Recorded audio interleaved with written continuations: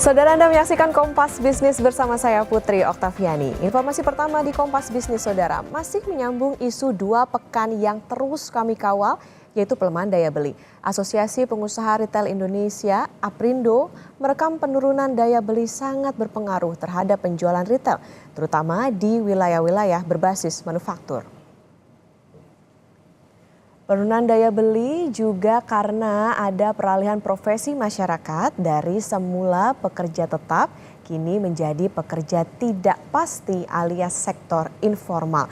Pernyataan APRindo ini juga dibuktikan oleh data Susenas dan LPEM Universitas Indonesia bahwa lebih dari 40% kelas menengah dan calon kelas menengah bekerja di sektor informal.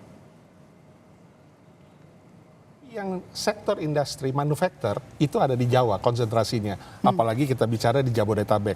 Jadi penurunannya sangat signifikan yang kami rekam saat ini. Untuk Pulau Jawa ya, itu kita punya rata-rata minusnya itu sekarang di dalam akibat deflasi 5 bulan ini.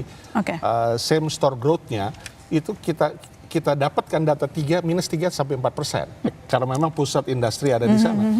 Kita tahu bahwa sekarang informasi yang kita dapatkan itu sudah minus 5 sampai minus 6. Ya, sales same growth-nya.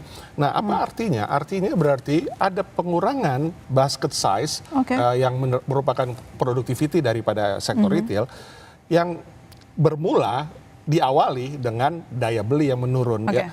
Nah, dari kondisi itu kita sudah tahu bahwa ada peralihan dari pekerjaan formal yang memang gaji tetap, kemudian belanja tetap juga, sekarang menjadi kerjaan yang informal, ya, sektor jasa, yang gajinya atau income-nya juga tidak tetap, sehingga belanjanya juga tidak tetap.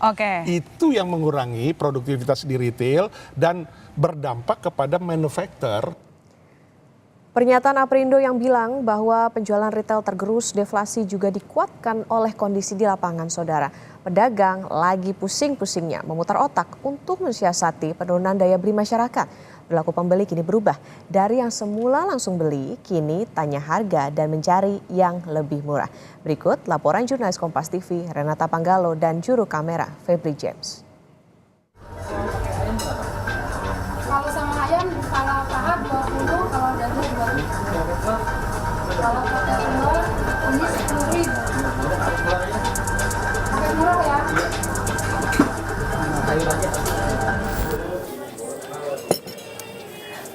Niatnya beli ayam goreng di warteg biar murah. Ternyata bukan saya aja. Pelanggan setelah saya juga nggak jadi nih beli ayam. Sepertinya daya beli masyarakat akhir-akhir ini lagi nggak baik-baik aja.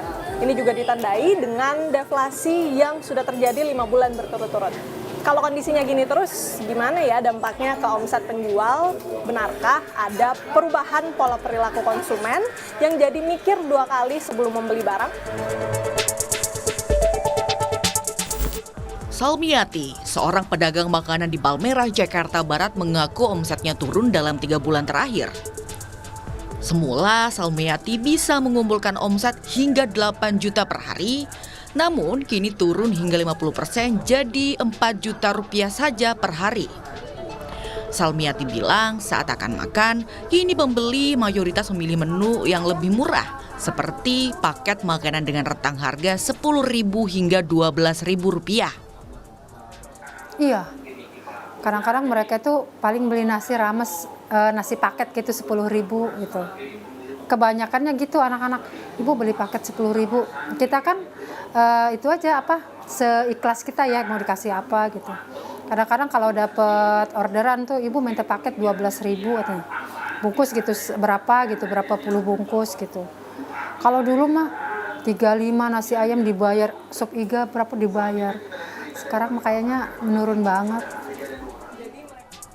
Tidak hanya Salmiati, Deva, pedagang pakaian di Pasar Tanah Abang juga mengaku omsetnya turun sejak bulan Agustus. Dalam kondisi normal, toko yang diurus Deva bisa meraup omset 2 hingga 3 juta rupiah per hari. Namun sejak Agustus, omset tokonya turun drastis jadi hanya 700.000 hingga 1 juta rupiah per hari. Deva bilang, tokonya sering dihampiri calon pembeli, namun tidak sedikit yang pergi tanpa membeli setelah mendengar harga yang diberikan. Yah, nanya doang beli kagak. Itulah situasi yang sering ditemui Deva. nanya gitu mau ini berapa gitu, pas udah dengar harga dia udah pergi. Yang kayak gini aja nih Kak, ini kan harga 100, sekarang jadi 60 gitu, yang 120 jadi 60. Itu udah diturunin banget, tapi tetap aja orangnya minta dikurangin lagi. Selektif saat akan mengeluarkan uang. Itulah yang diakui salah satu pembeli yakni Nur Hikmah saat belanja di Pasar Tanah Abang. Pasca pandemi COVID-19, Nur Hikmah lebih selektif saat belanja. Nur Hikmah mengaku menahan pengeluaran dan lebih banyak menabung karena khawatir dengan kondisi ekonomi. Tapi Ibu akhir-akhir ini ada pengeluaran yang di rem-rem juga nggak? Ada. Saya rem pasti. Yang nggak butuh ya saya nggak butuh. Pokoknya yang udah istilahnya urgent kita harus beli ya kita belanja. Lebih banyak ke tabung.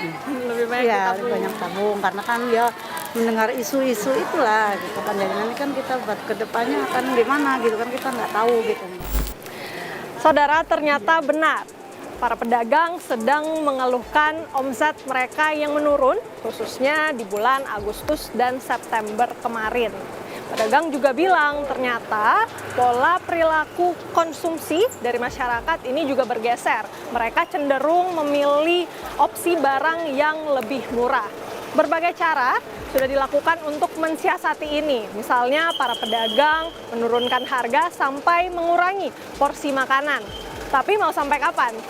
Pedagang berharap kondisi ini tidak berkepanjangan dan daya beli masyarakat bisa kembali normal. Renata Panggalo, Febri James, Kompas TV, Jakarta.